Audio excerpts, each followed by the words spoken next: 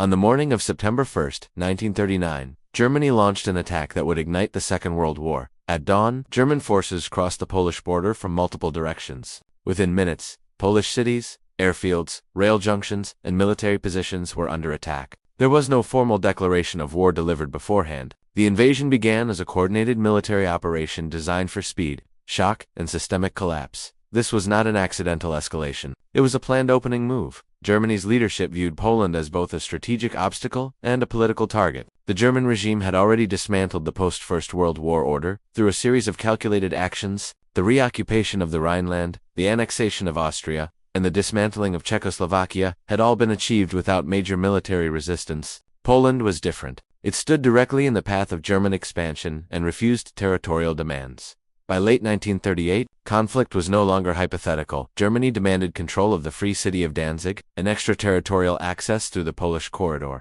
Polish leadership rejected these demands, understanding that concession would only invite further pressure. For Germany, this refusal provided justification. Plans for invasion were already in place. The operation was known as Fall Weiss. German strategy aimed to defeat Poland before outside powers could intervene effectively. Speed was essential. The plan relied on rapid penetration, encirclement, and destruction of Polish forces, rather than slow territorial occupation. Germany sought not merely to win battles, but to shatter the Polish state's ability to resist. The attack began on land, in the air, and at sea.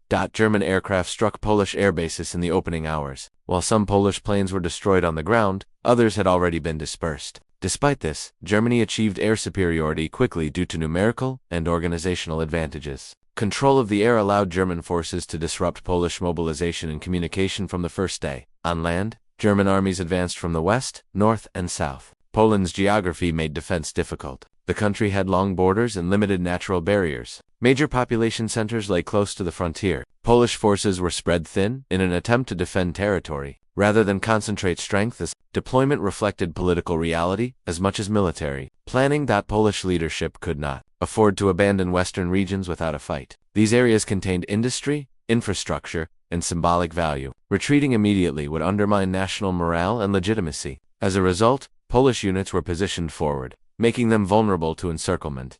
German forces exploited this. Armored units spearheaded the advance, supported closely by infantry and artillery. Tanks were used not as isolated assets, but as part of integrated formations designed to move quickly and exploit breakthroughs. This approach differed sharply from the more static expectations still common among European armies. Polish forces fought with determination. Despite disadvantages in equipment and coordination, Polish units resisted fiercely in many areas. Local counterattacks slowed German advances. Cavalry units, often misunderstood in later myths, were used primarily as mobile infantry and reconnaissance, not for suicidal charges against armor. Resistance was real and costly, yet the imbalance was overwhelming. German command emphasized coordination and tempo. Attacks did not pause to consolidate gains. Once a gap appeared, forces pushed through relentlessly. Polish units that held their positions found themselves bypassed and surrounded. Within days, the pattern became clear. German advances disrupted Polish command and control. Communication lines were severed. Railways were cut. Mobilization schedules collapsed under constant air attack. Units arriving at the front encountered chaos rather than organized defenses. The Polish army had expected time. Polish strategy relied on the assumption that Britain and France would intervene quickly. War plans anticipated a holding action until Western allies launched an offensive against Germany. This expectation shaped deployment and operational decisions, but in the opening days, Poland stood alone. The invasion of Poland marked the beginning of a new type of war in Europe. It was not defined by declarations, formal lines, or gradual escalation. It was defined by speed, coordination, and the deliberate targeting of an enemy's ability to function as a state. By the end of the first week, Poland's situation was already critical. The campaign had moved faster than planners on either side had fully anticipated. In the next part, this analysis will examine the structure of Polish defenses, the limitations they faced, and how German operational methods transformed early advantages into decisive momentum. When the invasion began, Poland did not lack an army. It lacked time, depth, and strategic flexibility. Polish military planning before 1939 was shaped by geography, politics, and a difficult diplomatic position. Poland lay between two major powers, Germany to the west and the Soviet Union to the east. Any defensive plan had to consider both threats, even if one appeared more immediate. Polish strategy focused on defending national territory rather than trading space for time. Major cities, industrial regions, and transportation hubs were positioned close to the western border. Abandoning these areas without resistance was politically unacceptable. As a result, Polish forces were deployed forward, stretched along long frontiers, and divided into several separate armies. This decision carried serious risks. Forward deployment reduced the ability to concentrate forces. Units were spread thin, often separated by large distances. Coordination between armies depended on vulnerable communication networks. Once those links were disrupted, joint action became difficult or impossible. Polish command structure was centralized but under-resourced. Senior commanders were competent and experienced, many veterans of the Polish-Soviet War. However, the army lacked modern communications equipment. Radios were limited. Telephone lines were easily cut by air attacks and advancing ground forces. Orders moved slowly. While the battlefield situation changed rapidly, German forces exploited this imbalance. The German plan emphasized attacking Polish armies individually rather than confronting them as a unified force. Armored thrusts aimed to penetrate between Polish formations, sever lines of retreat, and encircle units before they could disengage. Once isolated, Polish units were forced to fight without resupply or reinforcement. Air power played a central role. German aircraft targeted railways, bridges, and road junctions. Mobilization trains were bombed. Columns moving toward the front were attacked repeatedly. This did not always destroy units outright, but it delayed their arrival and disrupted schedules. Polish reserves often reached battle areas too late to influence events. Despite these challenges, Polish resistance was organized and persistent. Defensive battles along the Warta and other river lines slowed German advances. In several sectors, Polish units conducted effective delaying actions. German forces encountered stiff resistance in urban areas and prepared positions. Progress was not uniform or effortless. However, German operational tempo remained decisive. Once a Polish position was identified as strong, German forces often bypassed it rather than assaulting directly. Infantry and artillery contained defenders while armored units drove deeper. This approach avoided costly frontal battles and accelerated the collapse of Polish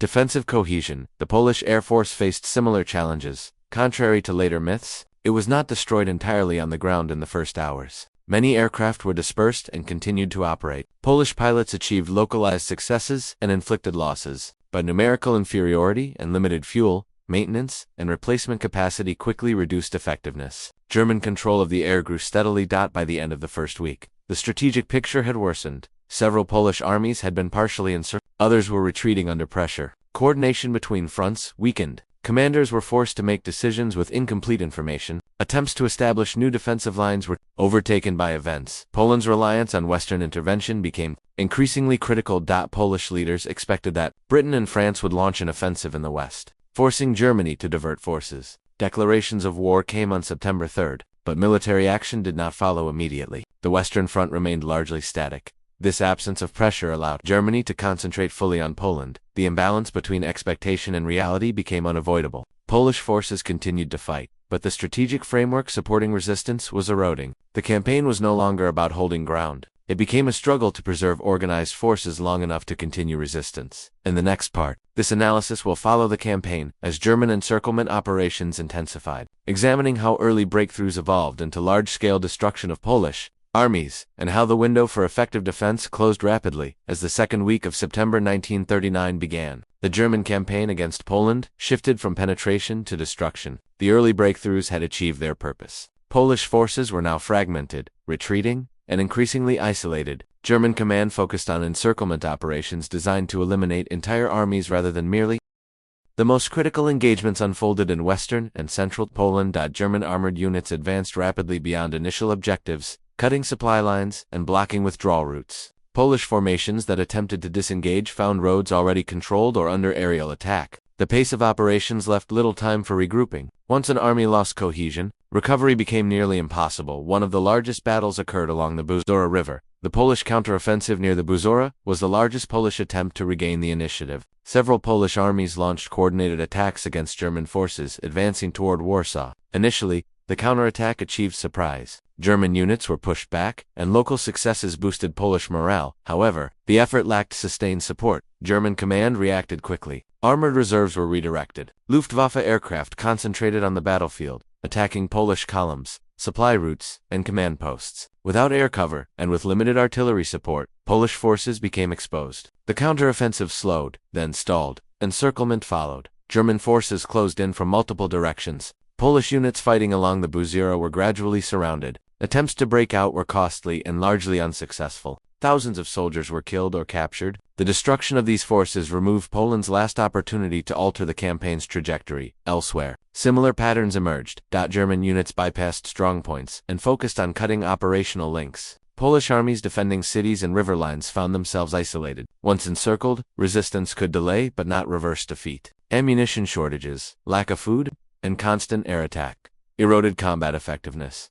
Warsaw became a focal point. The capital was both a military and symbolic objective. Polish leadership understood that holding Warsaw mattered politically and psychologically. Defenses were organized hastily. Civilians participated in fortification efforts. Despite heavy bombing and artillery fire, resistance continued for weeks. German strategy toward Warsaw combined siege and pressure. Rather than immediate assault, German forces sought to isolate the city, cut supply routes, and weaken defenders. Air attacks targeted infrastructure and morale. The objective was to force surrender without committing excessive ground forces. Meanwhile, Polish command faced impossible choices. Communication between headquarters and frontline units deteriorated further. Orders were delayed or contradictory. Some formations fought independently, unaware of developments elsewhere. Coordination at the national level was breaking down. The role of air power became increasingly decisive. German aircraft dominated movement across open terrain. Polish columns attempting to withdraw were repeatedly attacked. Roads became dangerous during daylight hours. Night movement offered limited relief but increased confusion and exhaustion by mid-September. The Western Polish armies had largely ceased to function as coherent formations.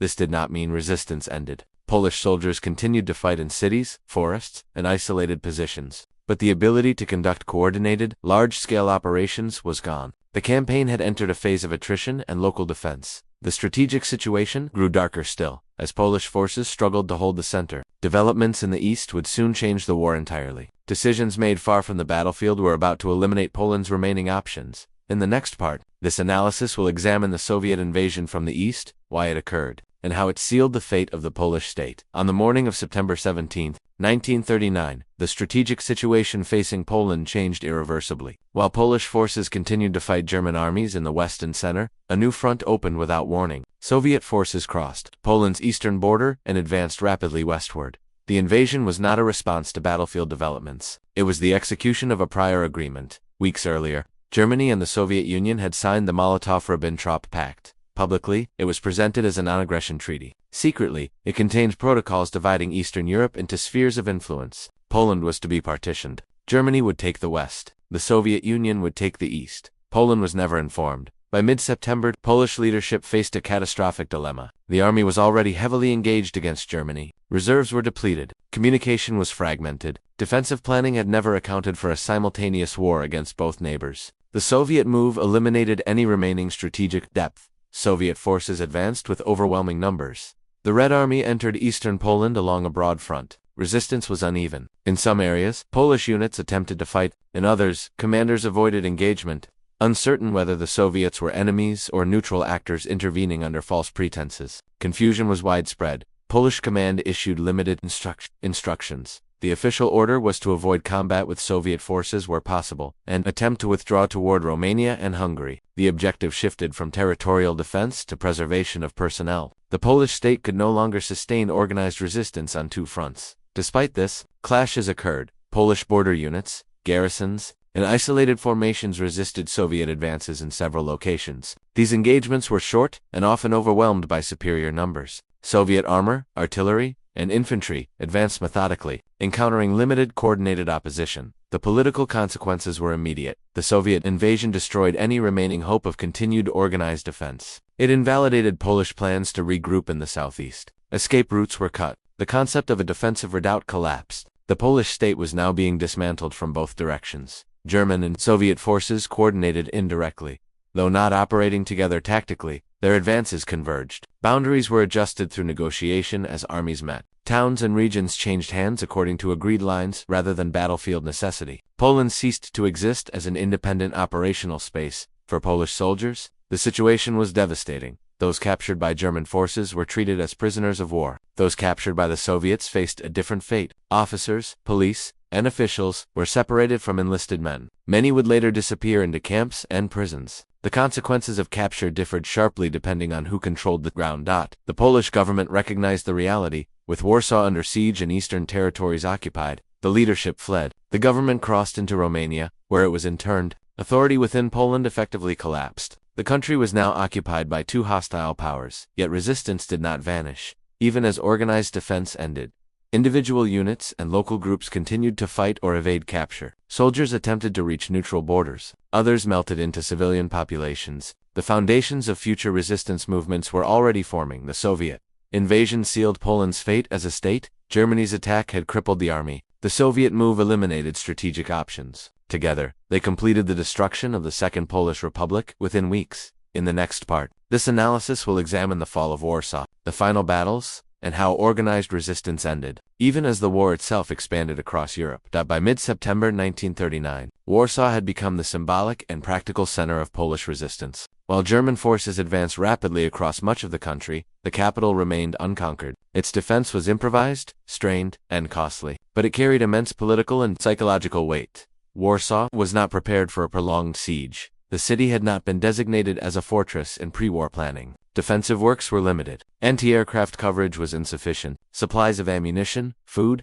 and medical equipment were inadequate for sustained combat. Yet, as German forces closed in, Warsaw became the focal point for remnants of Polish units retreating from the west. Civilians played a central role. As the situation deteriorated, soldiers and civilians worked together to construct barricades, dig trenches, and reinforce buildings. Factories were converted to produce makeshift weapons and ammunition. Volunteers assisted with medical care, firefighting, and logistics. The boundary between civilian and military effort blurred rapidly. German strategy toward Warsaw combined pressure and isolation, rather than immediate full-scale assault. German forces sought to encircle the city. Roads and rail lines were cut. Supply routes were severed. Artillery positions were established around the perimeter. Luftwaffe, bombing raids, targeted infrastructure, communication centers, and civilian districts. Air attacks were relentless.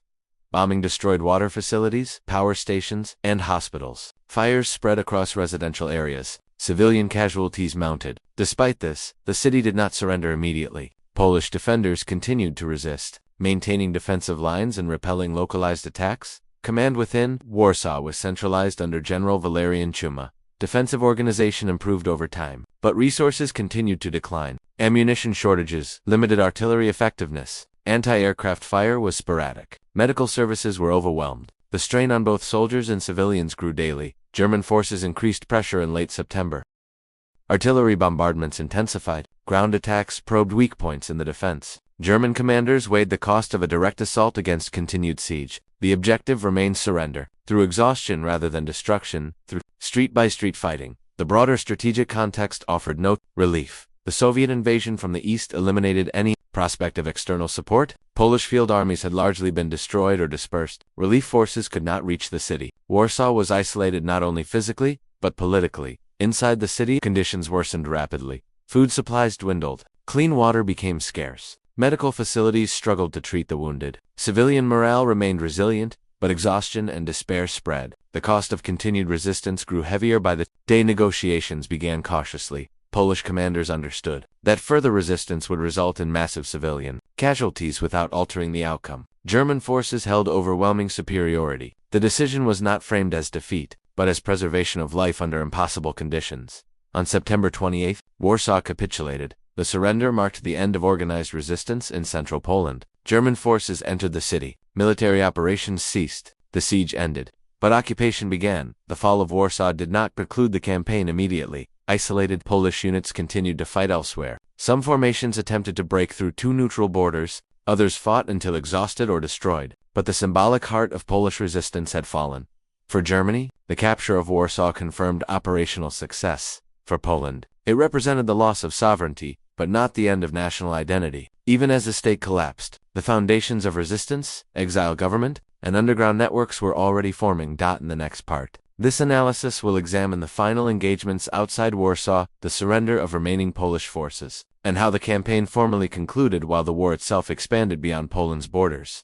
After the fall of Warsaw, the Polish campaign did not end instantly. Fighting continued in several regions, as isolated units, cut off from central command, attempted to resist, regroup, or escape. These final engagements were not decisive in a strategic sense, but they demonstrated that Polish resistance had not collapsed simply because the capital had fallen. One of the most significant final actions occurred at the Battle of Kokhta in early October 1939. Polish forces under General Franciszek Kleeberg engaged German units in eastern Poland. These troops were composed of remnants from various formations that had avoided destruction earlier in the campaign. Despite limited supplies and no prospect of reinforcement, they were organized, disciplined, and determined to continue fighting. The fighting around Koch lasted several days. Polish units launched counterattacks, maneuvered effectively, and inflicted casualties on German forces. In purely tactical terms, these engagements showed that Polish soldiers remained capable of coordinated operations, even at this late stage. What they lacked was not skill or morale, but strategic possibility.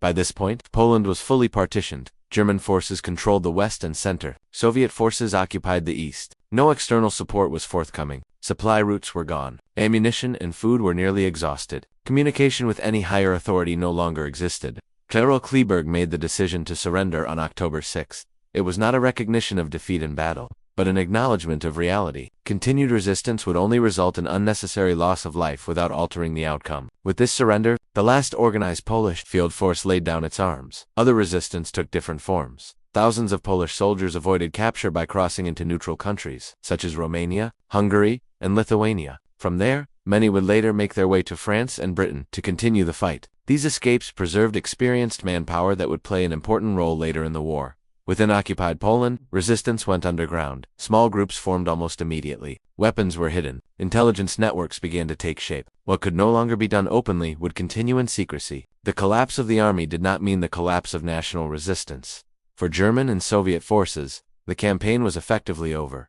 Military operations transitioned into occupation. Administrative control was established. Borders were redrawn according to agreements made before the war began. Poland was removed from the map, but not from the conflict. The speed of the campaign shocked observers. In just over 5 weeks, a sovereign European state had been invaded, divided, and occupied. This outcome reinforced German confidence in its methods and leadership. It also deepened Allied uncertainty about how to confront this new form of warfare. Yet the campaign also revealed limits. German forces had taken casualties. Logistics had been strained. Success depended heavily on the absence of immediate Western intervention. The campaign's outcomes shaped decisions that would soon be tested on a much larger scale. For Poland, the military phase of defeat had ended. The political, human, and strategic consequences were only beginning. In the final part of this analysis, the focus will shift to what the fall of Poland meant for the wider war, how it influenced Allied strategy, how it shaped German and Soviet behavior, and why the invasion of Poland marked not just the start of a war, but the collapse of an entire international order. The fall of Poland in 1939 marked more than the defeat of a single country. It represented the collapse of the interwar international system and the opening of a conflict that would reshape the world. What unfolded in Poland exposed the limits of diplomacy, the dangers of delayed response, and the emergence of a new form of warfare. For Germany, the campaign confirmed confidence in operational methods. The rapid victory reinforced belief in speed, coordination, and concentrated force. Armored formations, close air support, and aggressive maneuver appeared to validate German doctrine. Commanders concluded that decisive results could be achieved before opponents had time to react. This interpretation would strongly influence future decisions, particularly in the West. At the same time, the campaign hid important risks. German success depended on favorable conditions. Poland's geography, the absence of immediate Western military pressure, and the element of surprise all played critical roles. Logistics were strained. Casualties were not insignificant. These weaknesses were overlooked in the aftermath of victory, replaced by overconfidence.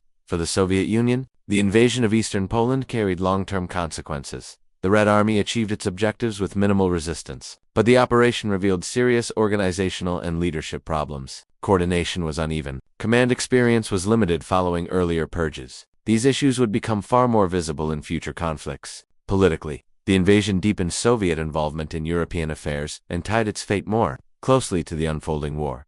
For Britain and France, Poland's defeat forced a strategic reckoning. Declarations of war had been issued, but meaningful military action had not followed. The expectation that time could be managed through limited engagement proved false. The rapid collapse of Poland demonstrated that modern war would not allow for prolonged hesitation. Yet the Western Front remained largely static in the months that followed. This period became known as the Phony War. While armies mobilized and plans were revised, Germany prepared for its next move. The lessons drawn from Poland would be applied, adapted, and expanded. The balance of initiative shifted decisively toward Berlin. For Poland, the consequences were profound and enduring. The state ceased to exist, but the nation did not disappear. A government in exile formed. Polish military units regrouped abroad. Underground resistance networks began operating at home. Poland became one of the most active centers of resistance in occupied Europe, contributing intelligence, manpower, and sustained opposition throughout the war. The invasion also carried a deeper historical meaning. Poland's fall demonstrated how agreements, guarantees, and treaties failed when not backed by immediate force. It showed how smaller states could be sacrificed within great power negotiations. The secret division of Eastern Europe exposed the moral and strategic fragility of non-aggression pacts built on expediency. Most importantly, the invasion of Poland changed how war was understood. War was no longer a gradual escalation, bounded by formal declarations and slow mobilization. It became rapid, integrated, and systemic. States could be dismantled in weeks through coordinated pressure on military, political, and civilian structures simultaneously. September 1st, 1939, is remembered as the beginning of the Second World War, not simply because fighting started, but because an entire order collapsed. From that moment forward, Europe would be defined by occupation, resistance, and total war. The conflict that began in Poland would spread west, south, and east, drawing in continents and empires. Poland was the first battlefield. It would not be the last.